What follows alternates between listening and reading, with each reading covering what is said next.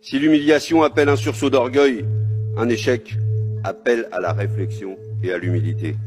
C'est pour cela qu'en priorité, les députés communistes proposent de faire un bilan lucide de l'action de la France en Afrique. Pour ne pas reproduire ces erreurs, si nous l'avions fait après la monstrueuse guerre contre la Libye en 2011, nous n'en serions pas là aujourd'hui. Aujourd'hui encore, l'Afrique meurt de ses taux d'imposition aux entreprises extrêmement faibles et de son évasion fiscale qui équivaut à ce qu'elle reçoit en aide publique au développement. Le 5e acte à poser avec les États sahéliens, c'est d'en finir avec la présence paternaliste et humiliante de la France chez eux. En protégeant ces vassaux africains sans jamais regarder la légalité de leur pouvoir, vous avez humilié les peuples d'Afrique de l'Ouest. Vos indignations démocratiques à géométrie variable ont épuisé les peuples et ont fragilisé leur envie de démocratie. Pourquoi, après la mort d'Idriss Déby au Tchad, vous êtes-vous empressé d'adouber son fils lors d'un coup d'État constitutionnel?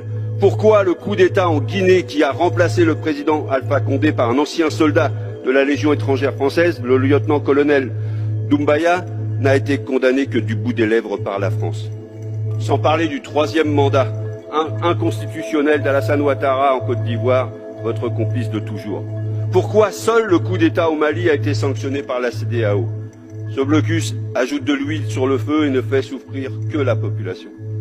Pourquoi le président Macron se permet de convoquer, c'était l'expression employée, les chefs d'État du G5 Sahel au sommet de Pau le 13 janvier 2020 pour les obliger à prêter à nouveau allégeance à la France? Pourquoi refusez-vous de valider l'enquête des Nations Unies sur les bombardements par l'armée française à Bounti, au Mali, le 3 janvier 2021, qui a fait une vingtaine de morts dans un rassemblement qui n'était vraisemblablement qu'un mariage? Sans compter le double jeu de la France au Mali, du fait de son soutien implicite au mouvement rebelle du nord du Mali, et dernièrement, le mouvement national de libération d'Azawad. Du fait également de la promotion acharnée de l'accord d'Alger, rédigé sans le peuple malien, qui ne correspond en rien à ses aspirations et qui menace l'intégrité territoriale du Mali. Et évidemment, je ne parle même pas du franc CFA et de son avatar, l'ECO, cet instrument de domination monétaire de la France dans la région.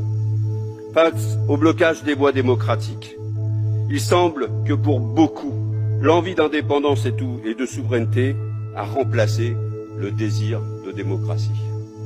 C'est un changement majeur qui bouleverse les dynamiques au Sahel. Évidemment, pour nous, élus démocratiques, moins fragiles que celles de ces États, l'inversion des priorités entre souveraineté et démocratie nous dérange au plus haut point. Mais il faut reconnaître qu'au Sahel, dans une zone où les entreprises françaises sont très influentes, où l'on paie en francs CFA et où les autocrates sont validés par Paris, la notion d'indépendance, la notion de souveraineté prend souvent la forme de défiance envers Paris. Une défiance renforcée par l'insécurité qui ne recule pas. Pour preuve, il y a 9 ans, au début de l'opération militaire française, les djihadistes et autres entrepreneurs de violence étaient présents sur 10% du territoire, alors qu'aujourd'hui, près de 90% du territoire malien est classé en zone dangereuse. Outre les 59 militaires français tués auxquels nous devons rendre hommage pour leur engagement, il faut rappeler que le nombre de victimes africaines est estimé à 4838, rien que pour 2021. Sans compter les 2,2 millions de déplacés internes et les 200 000 réfugiés. Pour toutes ces raisons, nous ne pouvons que constater le fait que le peuple malien ne s'est pas opposé à l'arrivée au pouvoir de ces militaires. Il ne les juge pas bons démocrates, personne ne s'y trompe, mais il les juge davantage capables de lutter contre le terrorisme et pour retrouver leur souveraineté et leur capacité à agir indépendamment de la France.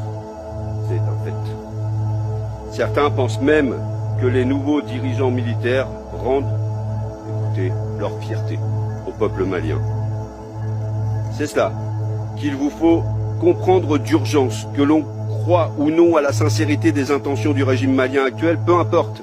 Le constat est sans appel, nous avons perdu le soutien des Maliens. Mais attention à ne pas confondre les choses. Le peuple malien n'est pas anti-français, il est anti-politique actuelle de la France et des décennies précédentes. Cette nuance est fondamental pour porter avec justesse les futures actions diplomatiques françaises envers les autorités maliennes. C'est pourquoi, Monsieur le Premier ministre, il est impératif que vous preniez enfin la mesure du drame que la France a créé là-bas. Le redéploiement des troupes françaises dans les États voisins du Mali est une nouvelle preuve de votre incompréhension totale du terrain.